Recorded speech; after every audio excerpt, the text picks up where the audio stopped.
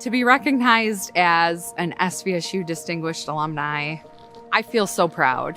I actually was able to attend the SVSU Alumni Dinner in 2018, and the honorees that year included Judge Manvel Trice, Mary Draves, and just so many awesome people that I see doing really great things out in the community. And to be selected, I'm just very thankful for this honor. Here at Hidden Harvest, the heart of what we do, we rescue food that would otherwise be wasted. So we pick up from SVSU's kitchen at spring break, when the semester's over, when there's a big snowstorm. We take that food to soup kitchens, shelters, food pantries, youth and senior programs throughout the Great Lakes Bay region. We make sure that any food that's out there that still could be used gets put to good use, because there are so many people in need in our community.